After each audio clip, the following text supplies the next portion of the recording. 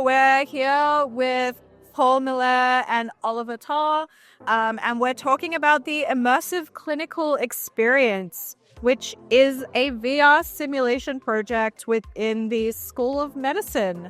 Paul, and Oliver, can you tell us a little bit about the project? Sure, yeah. So this is what we call ICE, which stands for Immersive Clinical Experience. This is our second experience within the ICE brand. And it takes learners through an emergency department in a rural healthcare setting and goes all the way through the sort of patient case experience. Learners meet their preceptor, which is their clinical mentor. They then get to meet their patient where they interview them and ask questions. They perform physical exams with their hands, so the experience is all hand-tracked. And then they work towards forming a differential diagnosis with the help of their preceptor. The preceptor asks them questions, gives them feedback, and also gives them the opportunity to perform diagnostic tests, collect imaging with a CT scan, and then ultimately, in the end of the experience, they get a bunch of feedback on how they did in the experience. Amazing. So this is very much an experiential learning sort of simulation. That's the hope. Yeah, that's the hope. Yeah. And in terms of, within a medicine program, at what point in the program would a student experience something like this? Yeah, so the medical undergraduate program is 4 years. Okay. And so the first and second year are more on the side of like lecture, case-based, on-campus-based activities. Yeah. Third and fourth are more clinical, in situ and hospital sites and things like that. And so this is more geared towards those early first and second year learners. Yeah. Where they're given the opportunity with this to apply their learning in a clinical setting before they get into that clinical setting where it's a little bit more high stakes. It's quite a jump from what we hear from students. And so this is designed to prep them and give them the opportunity to practice and learn in that environment before they enter it. Yeah. I love the mentioning of stakes. I feel like that is one of the things when I think about a simulation, being able to try things out without knowing, from like a sort of harm reduction standpoint, Yeah. I know in, education as well, they have to go on practicum and be in front of a classroom and having the opportunity to kind of practice those skills beforehand without potentially doing harm to someone or getting something wrong, which is really normal. But when the stakes are really high, that can be quite stressful, right? Have you been using this in the classroom yet with students, or is it still sort of tested? Yeah, so our first experience, ICE 1, was piloted and used in curriculum for a couple years. It was really helpful during the COVID years when learners were not able to see patients in person for a number of years, and so this is where this tool really came into play. This specific experience, ICE 2, what we see on the screen here, is going to students in March. Okay, cool. We're still sort of working out the delivery method, but Yeah. the hope is to have it across the province to learners, no matter where they are in Vancouver or on the island in the north. And then we'll, hopefully collect a lot of feedback and hear what they think of it and see if it's working and whatnot. Cool.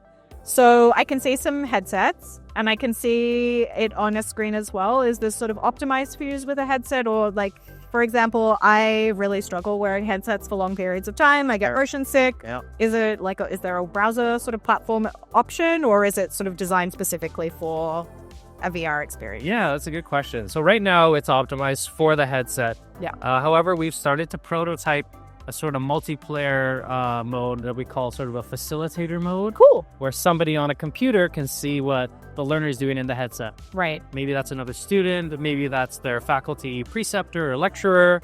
Ultimately, we're looking at ways to sort of bridge the connection between people in headset and people outside. So you've heard from curriculum, there's a lot of learning activities that are group-based, and it'd be good to bring people together. So that's sort of where we're looking to go next with this. How can we engage people beyond just the headset? Is it maybe headset to headset, or is it through a computer screen like the one? Yeah, amazing. Yeah. And in terms of like feedback from students, has it been, you were sort of saying this is that sort of low stakes environment. Was that an appreciated component of the experience? Did it make them feel a little less anxious going into real world clinical experiences, or? I imagine so. We didn't really get that sort of long-term perspective, unfortunately. That's something we'd love to see. Yeah, you're really cool to find. But one of the big pieces of feedback we heard from learners is that they want more cases. Okay, a lot to know more. They were always asking, like, is there another one? Can I try more? So we kind of took that and some other feedback as saying they really liked this ability to be in the clinical environment and practice what they're learning in classroom and in small group-based activities, and be in those clinical environments before they get there. Yeah. This experience itself was designed with a lot of help from students across the years of the program, as well as a couple residents.